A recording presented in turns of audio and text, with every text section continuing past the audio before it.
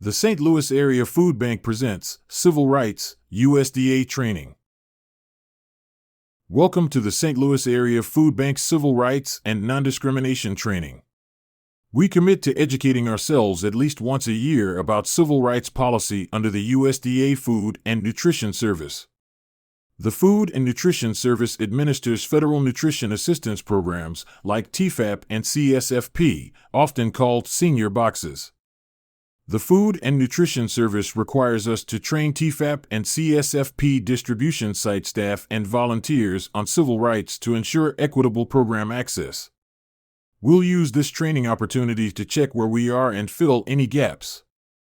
Training also helps us identify and talk through confusing points that could inhibit us from taking necessary action. Take our Code of Conduct. St. Louis Area Food Bank staff primarily refer to the Team Member Employee Handbook for guidance on how to prevent discrimination. St. Louis Area Food Bank partners refer to the Partner Agreement, found in the Partner Manual. As a condition of employment or partnership, our Code of Conduct applies to all our neighbors, whether or not we supply them with USDA food. Let's check how our standards compare with the Food and Nutrition Service. How do we define discrimination? Food and Nutrition Service Instruction 113-1. Discrimination, the act of distinguishing one person or group of persons from others, either intentionally, by neglect, or by the effect of actions or lack of actions based on their protected bases. St. Louis Area Food Bank Employee Handbook, no person is excluded from services because of protected class. There is no segregation of persons served on the basis of protected class. Our intent to protect neighbors in need is the same as the Food and Nutrition Service, but the words we use to talk about discrimination are different.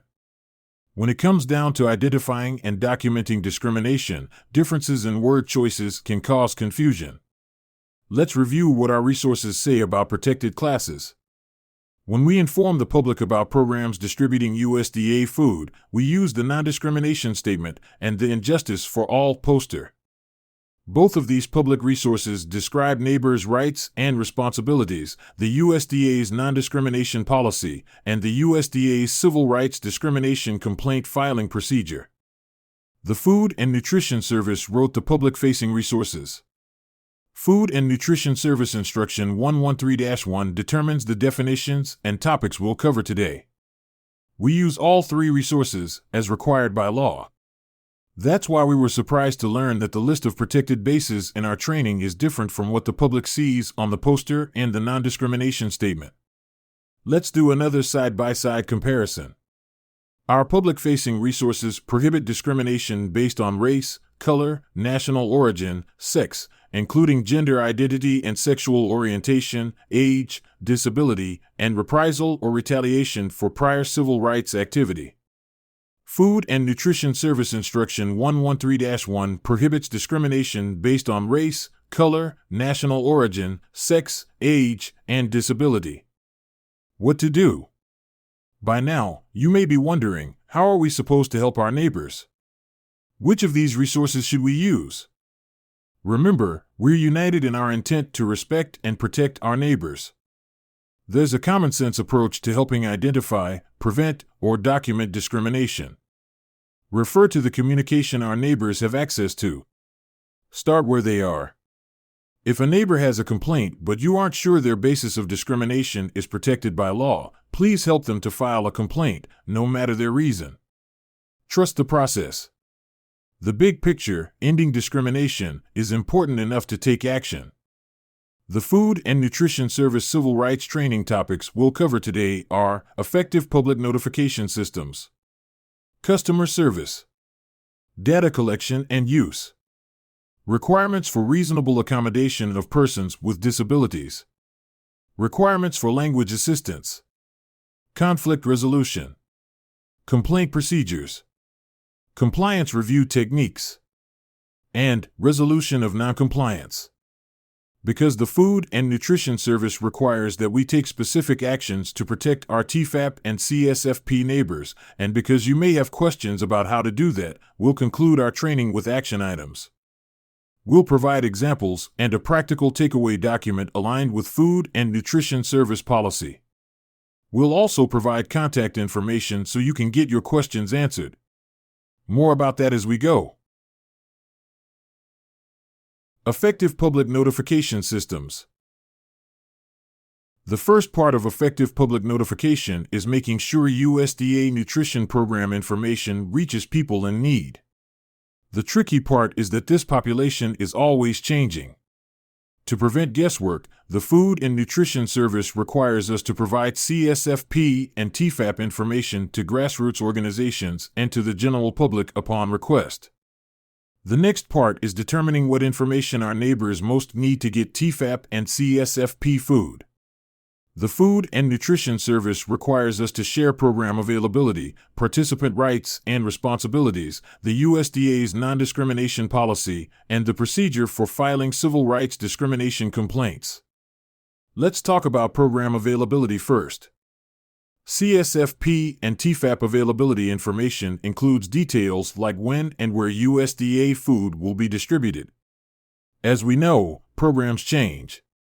That's why the Food and Nutrition Service requires us to promptly inform our service communities of any changes to distribution hours, day of the week, or location.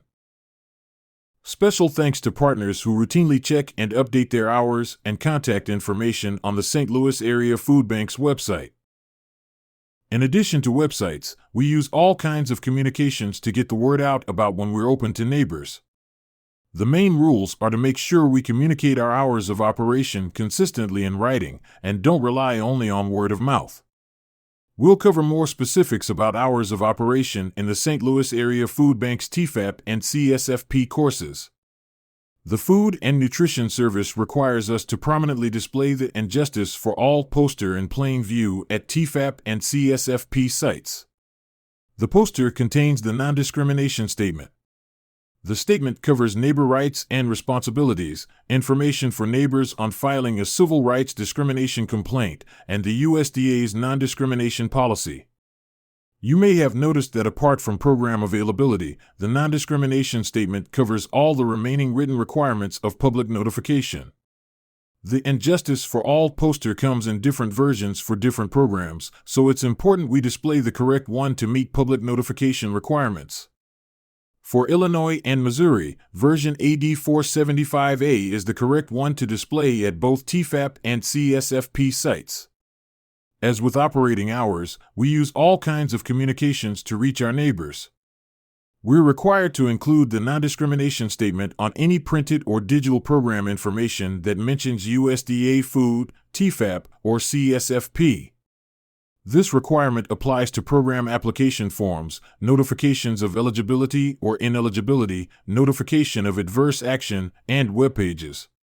Fun fact, the building we saw on the "Injustice for All" poster is the Justice Department. Makes sense, right? Pictures are worth thousands of words. The USDA recognizes this and requires that we convey the message of equal opportunity in all photos and other graphics and materials that provide USDA program-related information. Public notification is a big topic. There's a lot of steps to keep track of and care for to make sure we stay in compliance. We've included resources, such as website links, and a summary of public notification activities in our action items document. Customer service.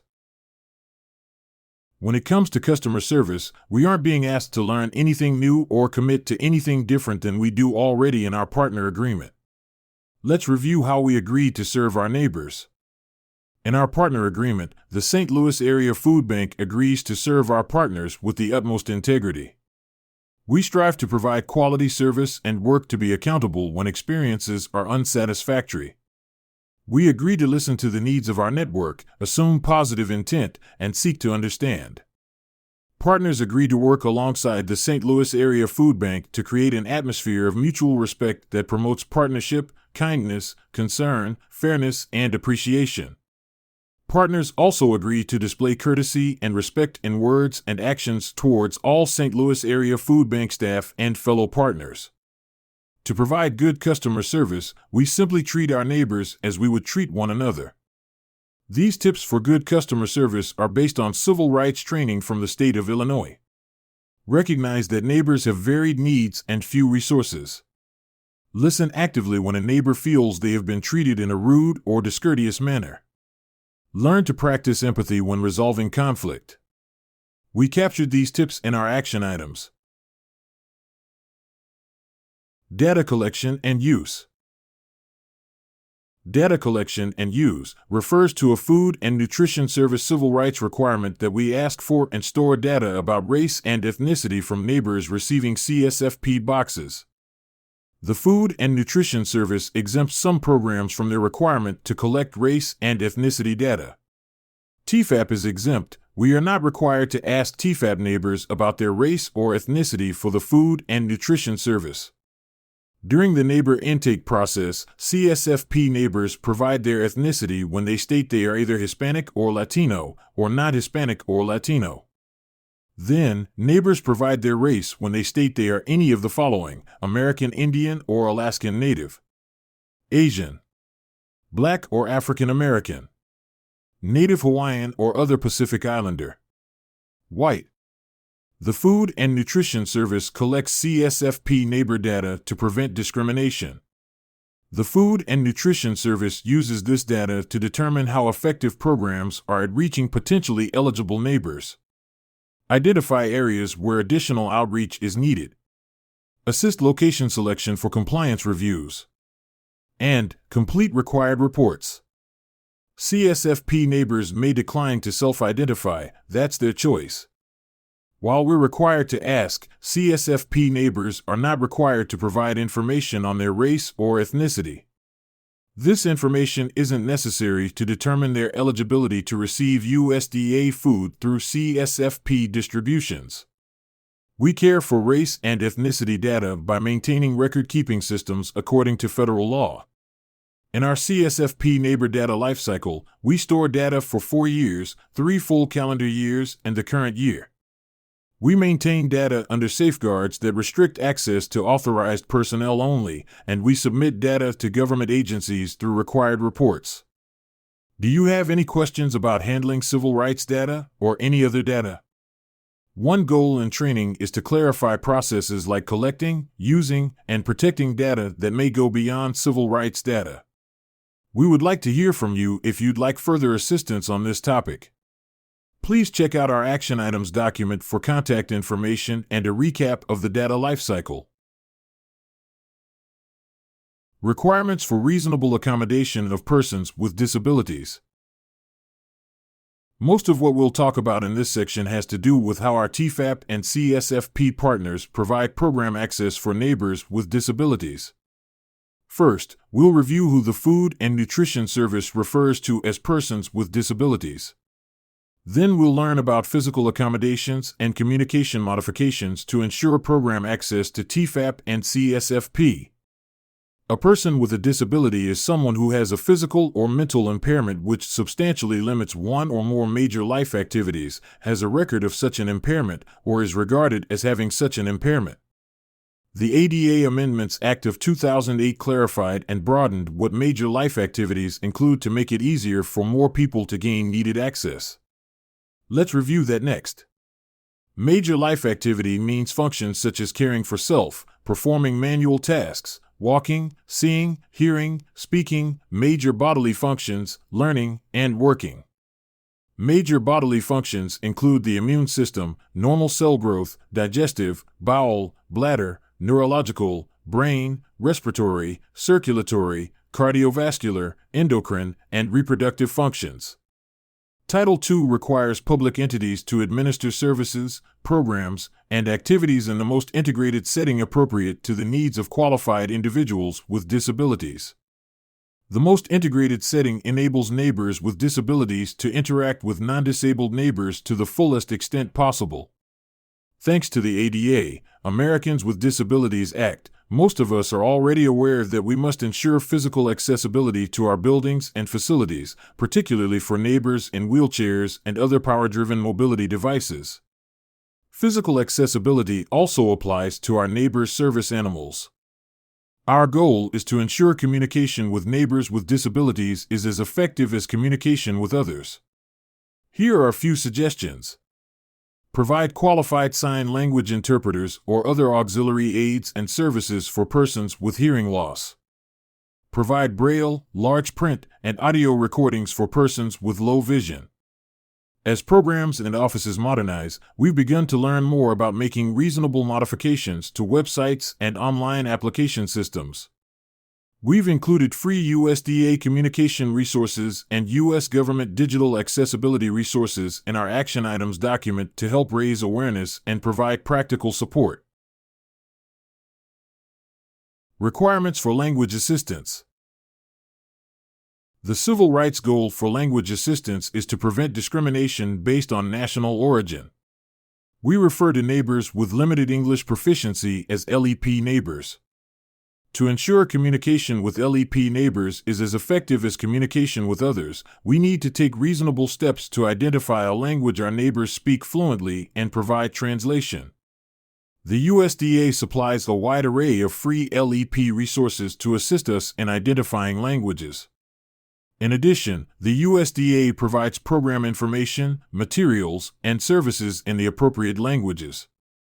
We'll share these resources in the action items document. Conflict resolution. One way that the St. Louis Area Food Bank strives to prevent conflict is to provide assurances, such as contracts and forms. We've agreed in writing that we won't participate in discrimination. In our partner agreement, we agreed to work together to create an atmosphere that does not hinder partnership, kindness, concern, fairness, or appreciation.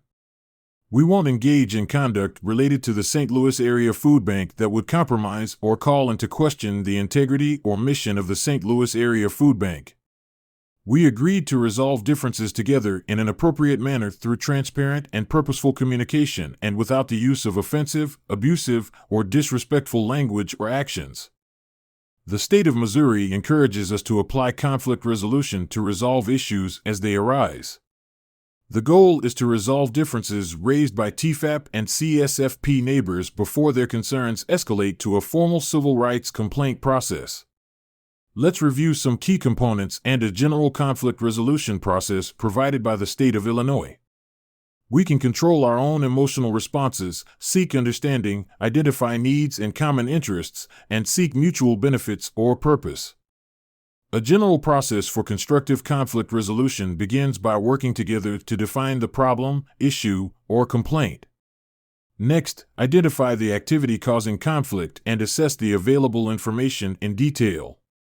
Throughout the process, recognize, respect, and respond to the feelings of those involved in the conflict while working toward a mutually agreed-on resolution. We've included the key components and resolution process in our action items document. Complaint procedures. Civil rights discrimination complaints concern actions that restrict or block access to TEFAP or CSFP food based on a participant's protected class. The Food and Nutrition Service requires assurances that will report civil rights discrimination complaints. Our role is to identify and report complaints. We don't determine if discrimination took place. Let's talk about how this works. The most direct way to file a civil rights discrimination complaint about a USDA program is for the person concerned to submit paperwork to the USDA. This is the main reason why adding the non-discrimination statement to our program materials is so important. The statement provides LEP information and reporting information for filing formal civil rights discrimination complaints with the USDA. Filing a civil rights discrimination complaint could begin informally, initiated by someone who maybe doesn't know much about identifying discrimination or the established process for reporting it. For example, a TEFAP or CSFP participant might mention a concern in casual conversation to any staff member or volunteer at the food bank, distribution site, or the state. They may not call it discrimination, but we would recognize it from our training. We must maintain confidentiality. This is extremely important. Complaints can be made anonymously. If someone suspects that a neighbor is unsatisfied with the services at a distribution site, they may raise concerns about discrimination.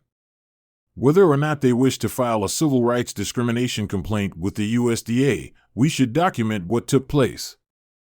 The USDA complaint form and the Illinois TEFAP complaint form are excellent guides to the kind of information we should collect. These forms are both available in several languages. Collect as much information as possible about the discriminatory event by filling in or following the general outline provided by these forms. To help make things right, the USDA, Illinois, and Missouri are all looking for the same basic information if the person or people concerned are willing to supply it. An easy way to begin is to describe when the discriminatory event took place. Did it happen one time or take place over several occurrences? It may help to refer to a calendar. The USDA will investigate complaints of a discriminatory event that took place in the past 180 days, about 6 months. For example, a complainant has until July 6 to report an event that took place on January 8. The law provides time for complaints to surface, which makes sense. Emotions or communication barriers could slow down someone's ability to express their concerns. Once we recognize a civil rights discrimination complaint, in conversation, in writing, or anonymously, we need to report it within 5 days. For example, on May 20th, we learn about an event that took place on January 8th. We need to submit a report by May 25th. This also makes sense, to act quickly for resolution once a situation is understood. The first step is documenting what took place. When filling in a form, remember, the goal is to get help. While the form has a place to put in a name, names are not required. Anonymous reports are okay. When documenting information, we may want to have a form nearby to refer to even if we don't fill it in. There's no requirement to fill in a form. The USDA and other agencies will accept the information. Submit documentation in the way that is easiest and most comfortable, by phone, fax, email, or delivering a report on paper. Documentation can be submitted to the St. Louis Area Food Bank, the state, that is, Missouri or Illinois, or the USDA. Partners and neighbors may find it easiest to talk with St. Louis Area Food Bank staff because of long-standing relationships in the community. The St. Louis Area Food Bank is obliged to follow a special process when accepting civil rights discrimination documentation. The staff logs civil rights discrimination complaints separately from other program complaints to help maintain confidentiality in record keeping. Then the St. Louis Area Food Bank contacts the appropriate state agency. Partners and neighbors can submit documentation to state agencies directly. States are obliged to inform complainants of their option to file a civil rights discrimination complaint with the USDA, but they won't pass the complaint on themselves. That decision remains in the hands of the complainant. Sometimes, after submitting documentation locally or at the state level, the person concerned changes their mind and decides to file a formal complaint with the USDA. In this case, the documentation we captured earlier will be very helpful for them. We'll provide links to filing instructions and forms, and a step-by-step guide for documenting complaints in our action items. Compliance review techniques. Reviewers visit USDA food distribution sites to assess civil rights compliance. Food and Nutrition Service staff review state agencies, such as Illinois DHS or Missouri DSS. Food and Nutrition Service staff and state agencies review local agencies, such as the St. Louis Area Food Bank. Local agencies, state agencies, and Food and Nutrition Service staff review their subrecipients, such as the St. Louis Area Food Bank's partners. There are 3 types of compliance reviews: pre-award, routine, or post-award, and special. Pre-award partners are applying to distribute TEFAP and CSFP food. Those of us who already distribute TEFAP and CSFP food have post-award status. State agencies usually conduct pre-award reviews remotely by reading application information. Their review determines whether the applicant partner complies with program-related federal civil rights statutes and regulations. No federal funds are provided to state agencies or other potential recipients until the applicant partner passes this review. The Food and Nutrition Service and state agencies conduct routine or post-award reviews. The reviewer visits distribution sites and asks questions to assess all civil rights compliance areas. More about these questions later in our action items section. The USDA's Office of the Assistant Secretary for Civil Rights conducts special reviews. They may lead these reviews together with Food and Nutrition Service staff or run their review independently. Their reviews may be scheduled or unscheduled. Sometimes reviewers find that the organization under review isn't in compliance with civil rights regulations. When this happens, the law requires reviewers to provide significant findings in writing both to the reviewed organization and to the Food and Nutrition Service. Special reviews are never routine. A special review may occur for several reasons. They could be conducted in follow-up to previous findings of noncompliance or to investigate reports of noncompliance by other agencies, media, or grassroots organizations. They may occur to resolve a specific incident or policy or to investigate a history of statistical underrepresentation of a group or groups. They may also be conducted in response to a pattern of discrimination complaints. Advanced preparation and organization are the best ways to perform well during a review. In our action items document, we've provided to-do suggestions to help partners get organized, listing typical review items to help partners prepare. Be sure to check out our contact information. Please reach out with questions about any challenges you experience getting organized and preparing for civil rights reviews. Resolution of noncompliance. If a civil rights review returns a factual finding of noncompliance, what happens next? The next steps are time-sensitive.